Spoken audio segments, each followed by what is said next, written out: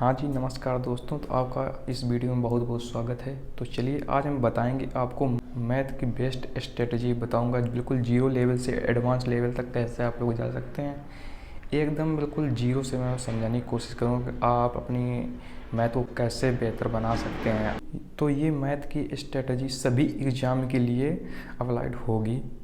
कोई भी एग्ज़ाम हो, यूपीएससी हो या एसएससी हो या एनडीए या सीडीएस, कोई भी एग्ज़ाम हो, सभी में मैथ में ये चीज़ें आपकी काम करेंगी। तो मैं आपको बता दूं, तो जनरली सभी स्टूडेंट ये मिस्टेक करते हैं जो आप लोग मत करिएगा। अगर कोई भी एग्ज़ाम की निकलती है वैकेंसी तो आप लोग क्या करते हैं, उसी एग्ज़ाम के लिए वही बैच ज्वाइन कर लेते हैं और उसकी प्रिपरेशन करने लगते हैं। ये आपकी फर्स्ट मिस्टेक है जो कि बिल्कुल नहीं करना है, क्योंकि वो आपको बिल्कुल जीरो लेवल से पढ़ाएंगे नहीं। आपको मैथ अभी स्टार्टिंग करनी है। आप सोचते हैं ये एग्ज़ाम में मेरा हो जाएगा तो ज़्यादा अच्छा होगा, मैं ये बैच ले लेता हूँ। तो ये आप बिल्कुल मत करिएगा, इससे आप बहुत ही बड़ी गलती करते हैं। तो आपको करना क्या है, आपको बिल्कुल जीरो लेवल से प्रिपरेशन को स्टार्ट करना है। इससे क्या होगा, कुछ अभी आपको एग्ज़ाम नहीं निकलेंगे जनरली, ये तो होगा ही, लेकिन आने वाले समय में आप ऐसा होगा, क्योंकि जिस भी एग्ज़ाम के लिए आप अप्लाई करेंगे सारे के सारे एग्ज़ाम को आप क्रैक करने वाले हैं, क्योंकि आपने जो प्रिपरेशन की रखी है वो बिल्कुल जीरो लेवल से हाई लेवल तक कर रखी है। तो आप इसमें अब कोई भी दिक्कत नहीं आने वाली है।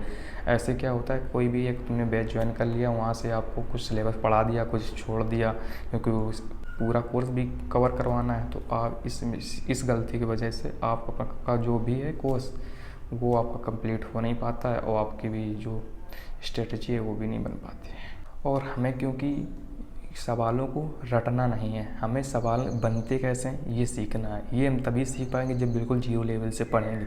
सवालों को बिल्कुल बेसिक से ये समझना है कि यार ये सवाल बनते कैसे हैं, ना कि ये देखना है कि सवाल को सिर्फ सॉल्व करना है या उसी टाइप के सवाल सॉल्व करना है। हमें जो भी चैप्टर पढ़ना है उससे जो जितने भी चीज़ें बनती हैं वो हमें बिल्कुल जड़ से और अंत तक पता होनी चाहिए कि इस टाइप के सवाल यहाँ से बन सकते हैं, यहाँ से अंत हो जाना चाहिए कि वहाँ से कोई सवाल पैदा नहीं होगा। ऐसे मुझे प्रिपरेशन करनी है, तभी आप एकदम टॉप करोगे। अगर आप बिल्कुल जीरो लेवल पे हम बता रहे हैं, बिल्कुल जनरली ये तो सभी को आता होगा, लेकिन फिर भी हम बता दे रहे हैं कि आपको 30 तक आपको टेबल, जिसे हम पढ़ा बोलते हैं, कि वो आना चाहिए, और 30 तक वर्गमूल एंड घनमूल ये भी आनी चाहिए। इससे आपकी बहुत ही हेल्प होगी और कैलकुलेशन में कोई भी दिक्कत नहीं होगी। ये आप अभी नहीं समझेंगे, लेकिन जब आप कुछ इसमें सॉल्व वगैरह या कैलकुलेशन करेंगे तब आपको समझ में ये आएगा कि ये कितना। और इसको आपको एक दिन में याद करने की कोई ज़रूरत नहीं है। आप आराम से 8 से 10 दिन 15 दिन ले सकते हैं और आराम से याद कीजिए, कोई भी दिक्कत नहीं है, बिना टेंशन के। आपको टेंशन स्ट्रेस एक भी % नहीं लेना है कि यार ये मैथ है वो है, कोई भी टेंशन मत लीजिएगा। सारा का सारा यार कोई भी दिक्कत नहीं होगी, सर बाद में टॉप करोगे तुम्हें।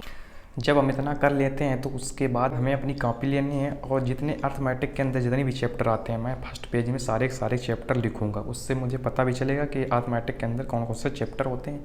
उसके बाद मैं जितने भी चैप्टर कंप्लीट करता जाऊंगा उसमें टिक लगाता जाऊंगा। उससे मुझे पता भी चलेगा मैंने ये चैप्टर क्लियर कर चुका हूँ। उससे थोड़ा कॉन्फिडेंस ये भी रहता है कि यार ये भी चैप्टर मैं उड़ा चुका हूँ, इतने मुझे आते हैं, कोई दिक्कत मुझे है नहीं। फिर हम बात करेंगे, क्योंकि हम जो सेल्फ स्टडी से मैथ क्लियर होगी नहीं, जो कि सच्चाई है, उसके लिए मुझे बैच तो ज्वाइन करना ही पड़ेगा। तो हम बैच ऑफलाइन अगर हो सकता है, आपके यहाँ अच्छे टीचर हैं तो यार कीजिए ज्वाइन, नहीं तो ऑनलाइन में बहुत ही अच्छे अच्छे टीचर हैं यार, जो कि हम उनसे पढ़ सकते हैं यूट्यूब पर, और यूट्यूब पर तो फ्री भी पढ़ सकते हैं। बैच लेने की कोई ज़रूरत नहीं है आपको। अगर आपको बैच नहीं लेना तो यूट्यूब पर आप पढ़ सकते हैं। हाँ, हो सकता है आपको सारे जितने भी चैप्टर हैं वहाँ पर ना मिलें, तो अलग अलग टीचर के मिलेंगे। आपको मेहनत ये करनी पड़ेगी कि उनको समझना पड़ेगा, हर टीचर का अलग अलग चैप्टर होगा। तो आप इसीलिए मैं बोल रहा हूँ, कॉपी पे अगर सारे चैप्टर लिख लोगे, क्योंकि सारे चैप्टर तो आपको इसमें कोई सी यूट्यूब चैनल में मिलने वाले हैं नहीं जनरली, तो आपको वहाँ से टिक मारते जाएगा कि ये चैप्टर मुझे पढ़ना है। आप सर्च कीजिए और आराम से वहाँ से पढ़ सकते हैं, इससे आपको कोई हेल्प होगी। और होता क्या है, क्योंकि हमारे स्कूल में कभी भी टिक तो पढ़ाई नहीं जाती है मैथ में, वहाँ पे सोल्यूशन चलता है। तो अगर यहाँ पे सोल्यूशन के चक्कर में आप पड़े रहोगे ना, तो इस एग्ज़ाम को क्लियर तो छोड़ो, हम कट ऑफ तक नहीं छू पाएंगे उसकी, क्योंकि यहाँ सोल्यूशन बहुत बड़े बड़े होते हैं और वहाँ मुझे ट्रिक से सॉल्व करना होते हैं सवालों को, जो कि स्कूल में नहीं पढ़ाए जाते। इसलिए मुझे बैच ज्वाइन करना पड़ेगा, ठीक है ना।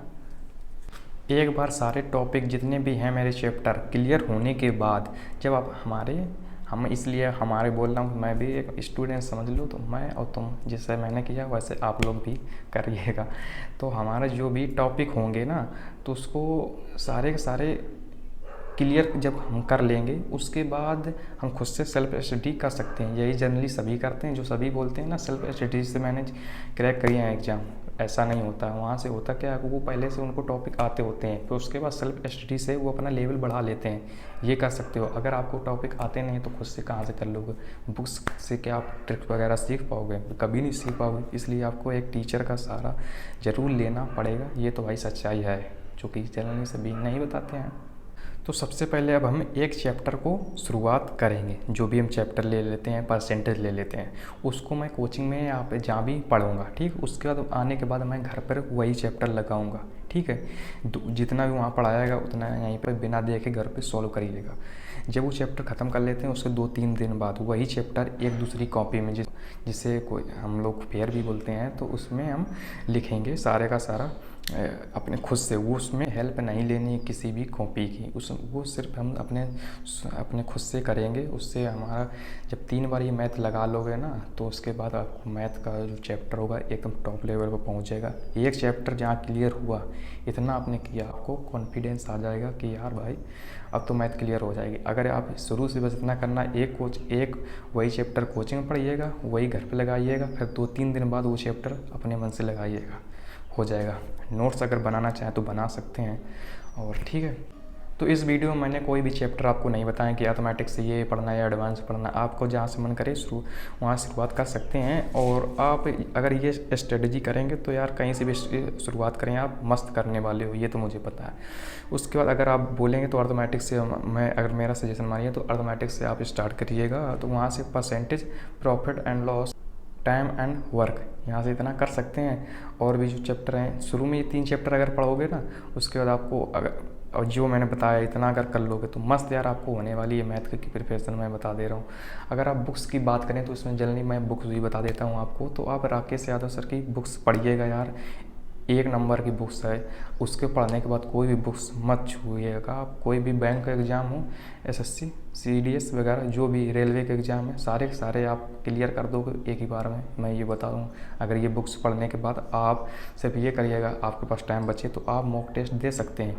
मॉक टेस्ट जितने हो सके आप 50-100 दे देना, आपका क्लियर हो जाएगा। मैथ में एकदम टॉप करोगे, इस बात की गारंटी मैं दे रहा हूँ आपको।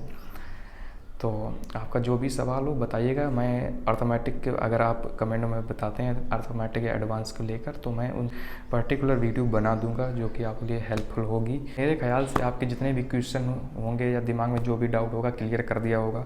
तो आप लोग जितना भी कुछ छूट गया हो, तो मैंने वैसे अपने तरफ से कोशिश पूरी की है बताने के लिए। जो भी छूट गया वो कमेंट में बताइएगा यार, मैं आपको बता दूँगा।